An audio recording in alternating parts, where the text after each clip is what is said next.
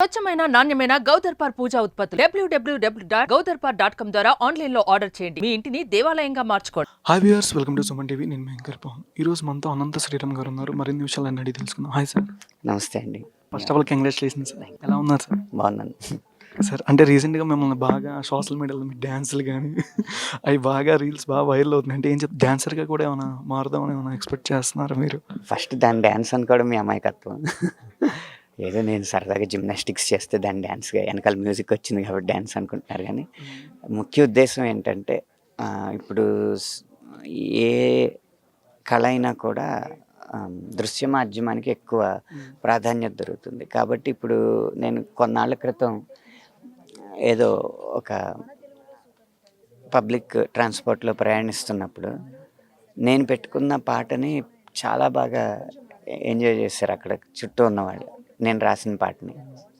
కానీ నేనని తెలియదు, అది నేను రాసిందని తెలియదు. నేను అనంత శ్రీరామ్ అని తెలుసు, నేను పాటలు రాస్తానని తెలుసు, కానీ వాళ్ళకి నచ్చిన పాట నేను రాసానని తెలియదు. కాబట్టి ఒక రకమైన ప్రమోషన్ కావాలంటే, కొంచెం యువతకి దగ్గర అవ్వాలంటే మనం ఉత్సాహంగా ఉన్నట్టు కనపడాలి. తర్వాత అప్పుడు మన విషయం ఏంటో మనం తెలుసుకోవచ్చు అని చెప్పి తెలుపుకోవచ్చు అని చెప్పి ఆలోచన చేసి అలాగా యువతకు దగ్గర అయ్యేలాగా అలా ఉత్సాహంగా ఉంటున్నాను. సార్, మీది బాగా అంటే సాక్ష్యం మూవీలో మీరు ఒక పంతులు గెటప్లో కొన్ని డైలాగ్స్ ఉంటాయి సార్, చెప్పేవి ప్రకృతి ఈ టైప్. కొంచెం ఆ క్యారెక్టర్ మమ్మల్ని బాగా ఇది చేసింది. హీరో కన్నా ఎక్కువ మీది ఆ డైలాగ్స్ కానీ ప్రకృతి చెప్పేవి కానీ, ఇందాక మీరు అన్నారు కొన్ని వర్డ్స్, ప్రకృతి వైపరీత్యం వల్ల సంథింగ్ ఇట్లాంటి వర్డ్స్ ఉంటాయి సినిమాలో. అంటే అట్లాంటి క్యారెక్టర్లు వస్తే మీకు ఏ పర్టికులర్ పాయింట్ మీరు చూస్ చేసుకుంటారు చేద్దామని ఏదైనా మూవీస్లో కానీ? ప్రత్యేకమైన కండిషన్స్ ఏం లేవండి. నాకు రంగస్థలంలో అనుభవం ఉంది చిన్నప్పుడు. నటన అనేది అంత బెదిరే విషయం ఏం కాదు. అలా అని చెప్పి ప్రయత్నించే విషయం కాదు. ఎందుకంటే రచన అనేది చాలా ఇష్టమైన ప్రక్రియ. రోజులో 18 గంటలు దాంట్లోనే గడుపుతాను. కాబట్టి ఎప్పుడైనా వస్తే రిజెక్ట్ చేసే ఇది లేదు, కానీ నేను చేయగలను అనుకున్నప్పుడు చేస్తాను. అంటే ఎవరైనా పెద్దవాళ్ళు సాక్ష్యం మూవీ చూసి మీ క్యారెక్టర్ ఈ టైప్లో ఉంది, చాలా బాగుందని ఎంతమంది నుంచి మీకు ఫీడ్బ్యాక్ వచ్చింది సార్ ఆ సినిమా సాక్ష్యం మూవీలో ఎస్పెషల్లీ? అందుకని అప్పటి నుంచి చాలామంది వాల్మీకి అని గుర్తుపట్టడం మొదలుపెట్టారు. పిల్లలు ముఖ్యంగా వాళ్ళ పేరెంట్స్కి ఈయన వాల్మీకి, ఆ సినిమాలో వాల్మీకి అని. ఓ, ఇది అనంత శ్రీరామ్ కంటే వాల్మీకి పేరు కొంచెం ఇది అయ్యేలా. ఇప్పుడు 12 సంవత్సరాలు అయిపోయిందండి అది చేసి కూడా. ఇంకా అప్కమింగ్ మూవీస్ ఏమేంటి సార్ చేసేవి? మూవీస్ కానీ లిరిక్స్గా కానీ బెస్ట్ రాబోయే సినిమాల్లో గేమ్ చేంజర్లో 2 పాటలు రాశాను. అలాగే రామ్ చరణ్ గారిదే బుచ్చిబాబు గారి సినిమాలో రాస్తున్నాను. బాలకృష్ణ గారు బాబీ కాంబినేషన్లో వస్తున్న సినిమాలో రాస్తున్నాను. అనిల్ రావుపూడి గారి సినిమాలో రాస్తున్నాను. అలాగే సాయి రాజేష్ గారి తర్వాత సినిమాలో రాస్తున్నాను. అంటే గేమ్ చేంజర్ అంటే ఒక సాంగ్ ఆల్రెడీ బయట లీక్ అయిపోయింది, అది వచ్చింది. మళ్ళీ ఇంకో సాంగ్ కోసం అందరూ అంటే ఈగర్లీ వెయిట్ చేస్తున్నారు సార్. అంటే ఏ విధంగా ఎక్స్పెక్ట్ చేయొచ్చు? సినిమాని ఫ్యాన్స్ అందుకునే రీతిలో ఉంటుందా, దాన్ని ఇంకా మోర్ దెన్ అనొచ్చా?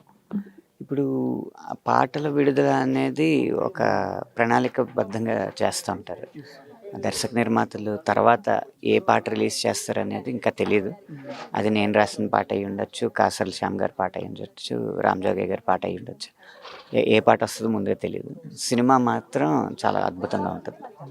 కానీ ఈ మధ్య సింగర్స్కి బాగా మంచి ఆపర్చునిటీస్ వస్తున్నాయి, చాలామంది మంచిగా ఎంకరేజ్ చేస్తున్నారు ఈ ఇండియన్ ఐడల్ రీసెంట్ సింగర్ కాంపిటీషన్లో. కానీ మీరంటే యూత్కి ఏం చెప్తారు? బాగా ప్యాషన్ ఉన్న వాళ్ళకి.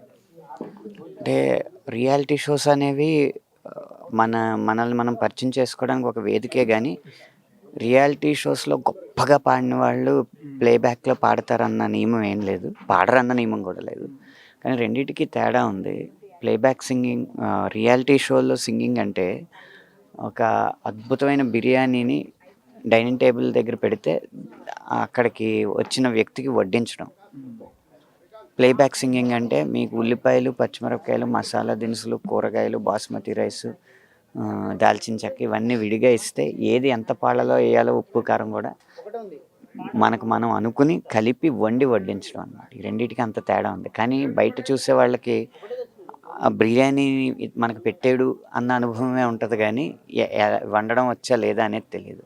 కాబట్టి రియాలిటీ షోల్లో అద్భుతంగా పాడేసిన వాళ్ళు సినిమా పాటని, తనకు అప్పటి వరకు పరిచయం లేని పాటని పాడగలరా అంటే అది సందేహం. దానికి చాలా జీవితం మీద చాలా అవగాహన కావాలి, సంగీతం మీద చాలా పరిశోధన కావాలి, సాహిత్యాన్ని ఆస్వాదించే ఒక గుణం కావాలి. ఇవన్నీ అలవాటు చేసుకుంటే అప్పుడు రియాలిటీ షోస్లో మనల్ని మనం పరిచయం చేసుకోవడానికి రావచ్చు. ఇది నేను గాయని గాయకులకి ఇచ్చే సలహా. అంటే 5 ఫిల్మ్‌ఫేర్ అవార్డ్స్ ఒకే మూవీకి వచ్చింది. ఎట్లా మీరు ఎక్సైట్ అవుతున్నారంటే? ఒక చిన్న సినిమా ఏంటి 5 అవార్డులు best lyrics, best playback singer, best actor, best baby. ఇలాంటి సినిమాలకి ఒక్క అవార్డు వచ్చినా కూడా ఒక పండగ లాంటిది. అలాంటిది 5 ఒకేసారి వచ్చినాయి కాబట్టి ఇది పెద్ద పండగ, సంక్రాంతి లాంటిదనమాట. మా పంట పండిందనే అనుకుంటున్నాను. అందులోనూ పెద్ద సినిమాలకి వచ్చినప్పుడు ఎంతైనా ఆ సినిమా తాలూకు ఘనత ఆ స్టార్ వెలుగులోనే ఉంటుంది. ఇక్కడ ఒక్కొక్కళ్ళ టెక్నీషియన్స్ ఒక్కొక్క ప్రమిద లాంటి వాళ్ళు.